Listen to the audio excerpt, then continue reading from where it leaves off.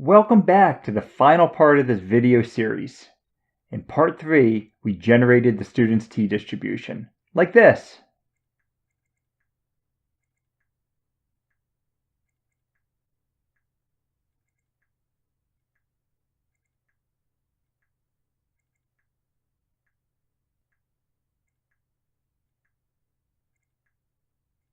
Now, we'll use our knowledge of this recipe to make a few observations. First, each Gaussian curve that we're adding in is symmetric about our measured average value. Hence, we expect that their sum, an approximation to the student's t-distribution, will also be symmetric about our average value. Make sense? Second, we have a lot of uncertainty in our measured standard deviation due to the small sample size. And this uncertainty forces us to accept the very real possibility that the underlying variance is much higher than what we measured. We can see here that there's a 2.2% chance that our underlying standard deviation is 3 1/3 times higher than our measured standard deviation. This compels us to add in some Gaussian functions that are quite wide. These high variance Gaussians in turn cause the long tails on the student's t-distribution when we have a small sample size.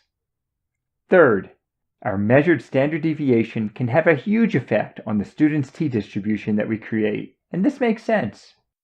We have absolutely no idea whether our measured standard deviation is way below or way above the underlying standard deviation. So, we have no choice but to treat all cases the same way. We can't tell them apart. For example, our measured standard deviation could easily be 30% of the underlying standard deviation one time and 150% of it the next time. And guess what that means? The PDF for the 150% case will be 5 times wider. A completely different PDF. And finally, remember that as the number of samples increases, we become more and more certain about the underlying standard deviation. Like this. And when we're quite certain, the Gaussians that we sum together will all have close to the same standard deviations. So, when the number of samples gets large enough, we can replace the sum of similar Gaussians with a single Gaussian without changing things very much. In fact, that's what we did when we analyzed 100 brightly bulbs in the previous video. We used a single Gaussian with a measured standard deviation. Finally, wouldn't it be nice if we could show that all of this really works with a computer simulation? To be honest, I've never seen anyone ever confirm that a given PDF actually works. Only proofs that they should. Well, folks, back in 1908, the student, Mr. Gossett, could only drink. And the only computers were physical people manually performing calculations. And yes, they were really called computers, and many of them were women. But now, of course, we can quickly run this kind of simulation. I'm sure Mr. Gossett would be quite jealous. Today we have super fast computers and beer. Now, can you think of how we can use our brightly bulb simulator to show that this student's t-distribution actually works? Keep in mind that due to the wide variation of our measured standard deviation and averages, our resulting student's t-distributions will vary enormously from one 6-bulb sample to the next. For example, out of the 1,000 simulated brightly bulb sets, this one has the lowest measured average value, and this one has the highest. This narrow one has the lowest measured standard deviation, and finally, this one has the highest. But in all cases, we know that the underlying average power is really 60 watts.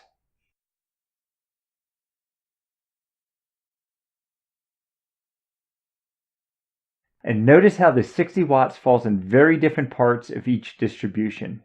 Here it is again.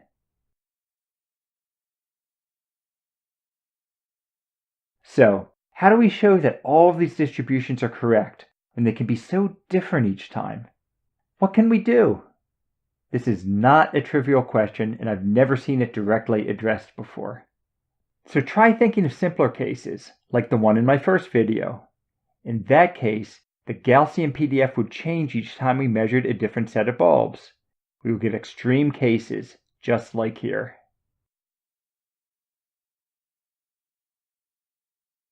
I strongly encourage you to pause and ponder, and believe me, I sure had to. Okay, let's now put the extreme standard deviation cases on separate plots. They look quite different, right? But appearances can be deceiving, so let's center and scale them.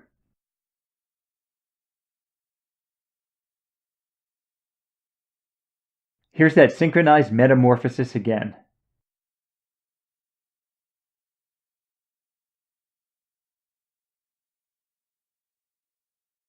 So they now look identical. Does this seem familiar?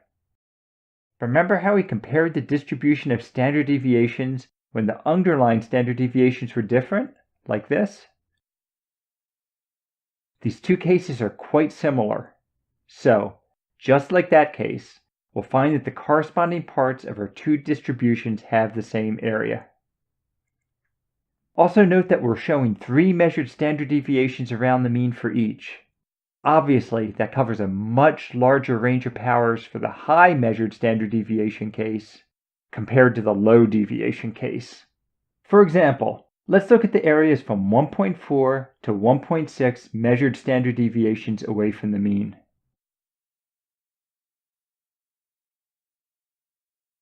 Looking at the green areas, notice how this one is 12 times taller, but this one is 12 times wider. So what does this mean? It means that regardless of the measured average, regardless of the measured standard deviation, the student's t-distribution tells us that we will always have a 2.5% chance that our underlying average value will be between 1.4 and 1.6 measured standard deviations above our measured average. So, when we're dealing with a set of 6 Brighty bulbs, the student's t-distribution is always saying the same thing, regardless of what the actual measured average and standard deviation are. We just need to know how to listen. Naturally, these corresponding areas are the same everywhere, and we can actually plot our distributions instead in terms of measured standard deviations from the measured average. Like this. Notice how neither plot moves. The only thing that changes are the x and y labels. So both the low and high standard deviation cases are really making the same prediction when viewed this way. Here it is again.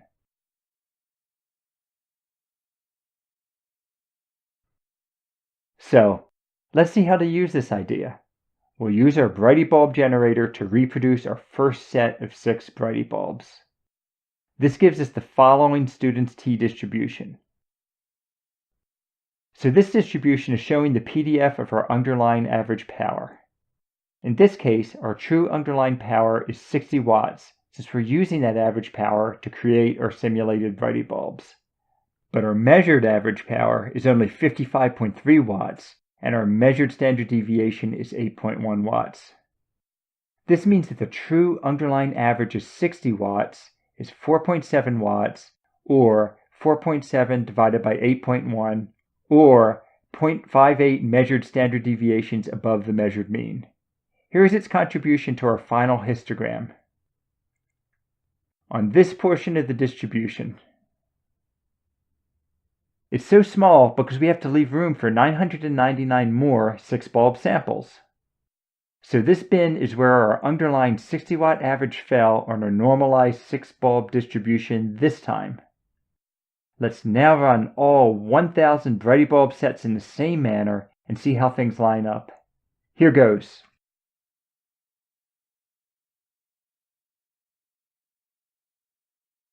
Not shabby at all. The student's t-distribution does seem to provide a realistic PDF of where the underlying mean actually is. So, we've just seen how all students' t-distributions for the 6-sample case always give the same distribution when the x-axis is redefined in this more general way. In other words, as measured standard deviations from the measured average. This explains why the tables that you're using in class are set up this way. Can you now relate those table values to what I previously showed? In other words, how do we obtain those values from our student's t PDF? Well, let's look at some values in the table that correspond to our sample size of 6.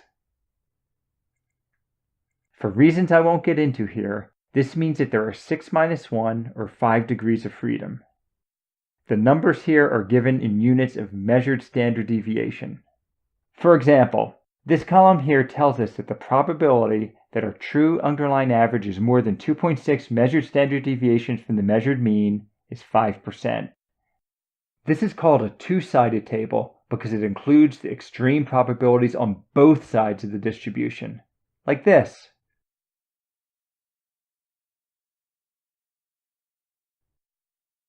This tells us how likely a certain underlying average, or one that is more extreme, could occur by chance alone.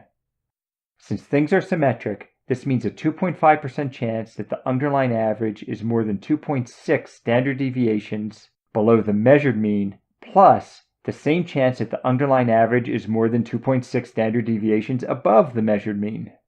Together, this gives us the 5% figure in our table. Again, the main reason our spread, or confidence interval, is so wide is that there's a good chance that the underlying standard deviation is much higher than our measured standard deviation. It all goes back to those wide Gaussian distribution functions that we were forced to add in when we were computing the student's t-distribution. Now, if that whispering sage told us that our per bulb standard deviation was actually 10 watts, then things would change considerably. In that case, we would no longer be forced to factor in the possibility that the underlying standard deviation might be much higher than we measured. So, we would no longer need to add in the low probability, but very wide Gaussian distributions. As a result, our tails would drop considerably. We would just be dealing with a single Gaussian function with a standard deviation of 10 watts. Normalized, it looks like this. Notice how it's narrower and how much the tails have come down. Here that is again.